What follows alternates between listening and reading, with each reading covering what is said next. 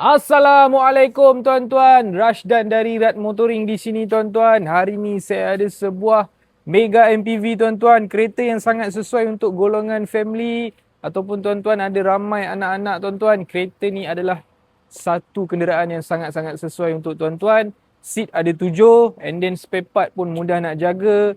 Dari segi ekonomi pun mampu milik tuan-tuan sebab dia punya cc 2.4 cc. Road tax hanya 700 lebih sahaja setahun tuan-tuan. Okey, yang ni saya perkenalkan dekat tuan-tuan. Toyota Estima 2.4 tahun 2008. Yang ini register dekat Malaysia tahun 2012 tuan-tuan. Dulu kereta ni masuk recon tuan-tuan daripada Jepun tuan-tuan. Original Japan spec tuan-tuan. Kereta memang sangat cantik. Dari segi cat, dari segi tayar, dari segi suspension, undercarriage, engine, gearbox, aircon, semua masih lagi tip-top, masih lagi mantap tuan-tuan. Luaran dia memang sangat-sangat berkilau, melilau, terbilau dan macam-macam lau lah tuan-tuan. Tuan-tuan datang tengok sendiri depan mata, okey? Ni dalaman dia. Sebelum ni masalah dia satu saja, kosmetik tak cantik sangat. Leather dekat steering ni, saya dah buat dah tuan-tuan, jangan risau. Okey, mileage pula baru 100,000 lebih sahaja. Dah siap datang dengan reverse camera, ada Android player tuan-tuan.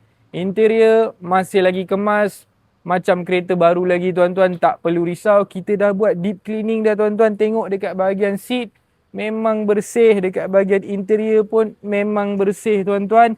And then kelebihan kereta ni, dia ada 2 side power door, dua-dua pakai automatic. Tuan-tuan nak buka, tarik sekali je. Pintu dia tarik sekali sahaja. And then dekat bahagian control panel dekat depan tuan-tuan boleh tengok. Cameraman tunjuk dekat panel sikit. Ada panel dekat situ, ada butang. Dekat cermin tengah tu tuan-tuan boleh tekan je kalau tuan-tuan nak tutup. Saya tunjuk contoh sikit dekat tuan-tuan. Okay, contohnya saya nak tutup belah kiri ni. Saya tekan sini pun boleh tuan-tuan.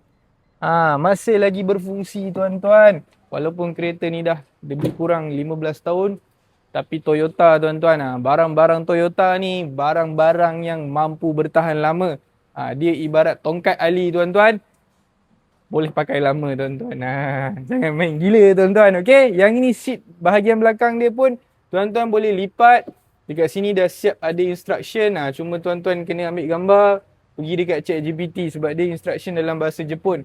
Tapi mudah sahaja nak turunkan seat pun boleh untuk ruangan yang lebih besar. So kereta ni tuan-tuan bagi dekat saya hanya 36,800 sahaja. Harga ni dah siap tukar nama, dah siap puspakom. Kalau tuan-tuan rasa 36,800, tuan-tuan terus